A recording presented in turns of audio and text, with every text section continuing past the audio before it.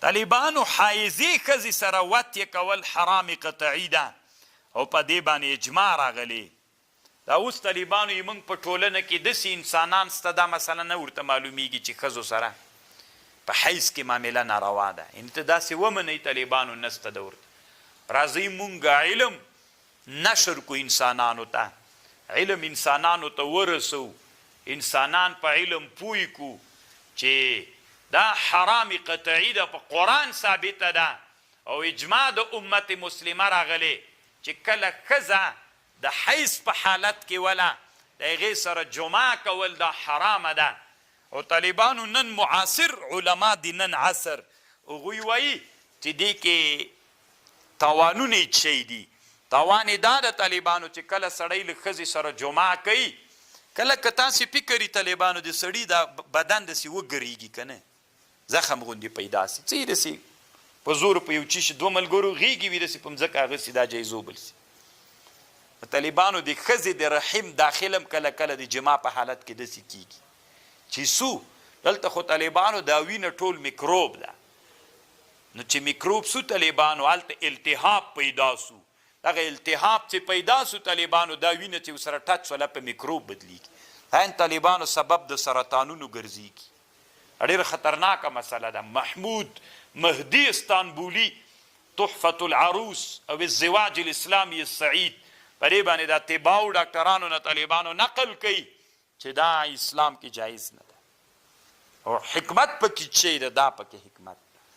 نو جماع له ښځې سره طالبانو دا حرامه ده، د حیض په حالت کې حرامه ده جماع ورسره. نبی صلی الله علیه وسلم وی من اتا حائزا که چا راتګ وکړه خپلې ښځې ته په حالت ته حیض کې او امرأة فی دبرها او له ښځې سره یې لیواتت وکړه او اتا کاهنا یې کاهن ته راغی فقد کفر بما انزل علی محمد د کفر وکړه په هغه باندې چې په رسول الله صلی الله علیه وسلم باندې نازل سوی ده، کفر یې وکړه.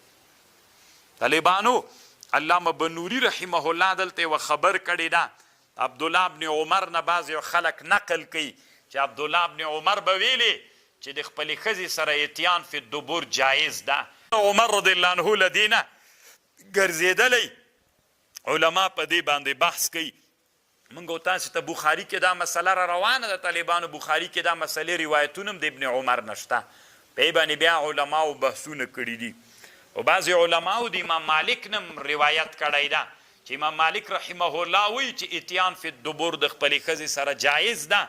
خو دا په مالکیانو کې غیر د صحنون مالکي له امام مالک نه بلې چام نه ده نقل کړی، او د امام مالک صاحب د مذهب نورو ټولو علماو طالبان امام مالک صاحب نه دا خبر رد کړې ده.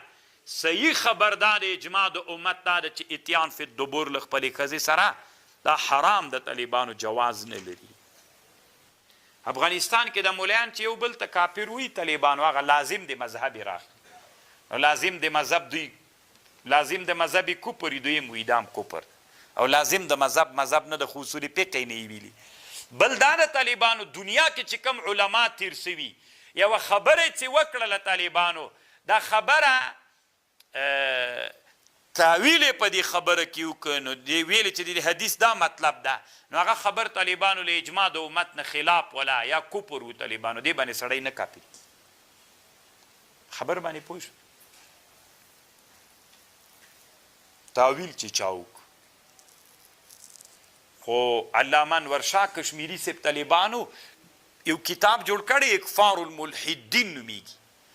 هغه کتاب نه انور شاه صاحب خپل په عرف الشذی کې نقل کوي، دلته بنوري صاحب هم وایي دی وی خلکو کې مشهوره دا ده چې متأول کافر نه ده، متأول کافر نه ده، خو یو متأول په ضروریاتو د دین کې ده طالبانو، یو متأول په غیر ضروریاتو د دین کې ده. که متأول په ضروریاتو د دین کې دا کافر ده طالبانو، او که متأول په ضروریاتو د دین کې نه و طالبانو بیا څوک نه ده، بیا کافر نه ده طالبانو. دا ډېره ښه علمي بحث ده. اوس مونځ فرض ده طالبانو، که ته تاویل پکې کوې دا تاویل په ضروریاتو د دین کې د دې باندې طالبانو له بدهیاتو د دین کې دا سړی کافر ګرځېږي، اما که تاویل په ضروریاتو د دین کې نه نو بیا هغه کفر نه ده. طالبانو د دې باب مطلب داسې ده که یو چا له خپلې ښځې سره د حیض په حالت کې جماع وکړله کفاره یې سته. نو د احنافو د موالیکو د امام شافعي صاحب جدید قول او یو روایت له امام احمد ابن حنبل نه دا ده چې دا کفاره واجبه نه ده. که چا قصدن له خپلې ښځې سره جماع د حیض په حالت کې وکړه کفاره پې واجبه نه ده. اصل په ده واجب توبه و استغفار ده. د زړه نه به توبه باسي او استغفار و بخښنه به د الله عز وجل نه غواړي. او بله ډله علما داسې وایي چې نه، چې دا د امام احمد ابن حنبل روایت ده، اصلي مذهب یې دا ده، یو روایت یې هغه غوندې ده، او د اسحاق ابن راهوی او د امام اوزاعي رایه دا ده.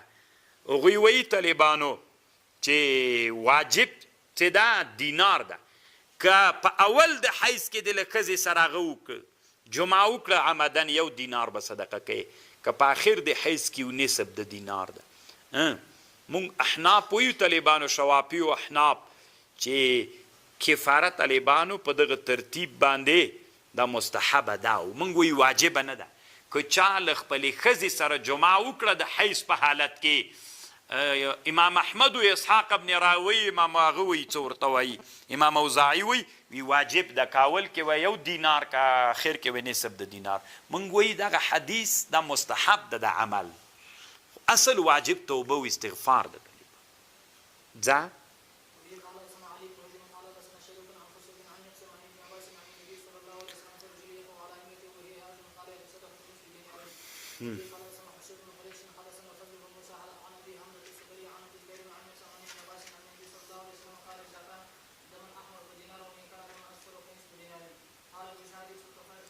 مونږ طالبانو دا په استحباب محمولو. مونږ احناف وایو جمهور وایو چې دا حدیث په استحباب محمول ده، په وجوب نه. ځکه وجوب طالبانو په دغسې حدیث نه ثابته کیږي، هغه یو صحیح قوي حدیث ته ضرورت لري. نو دا حدیث په استحباب محمول ده. ځه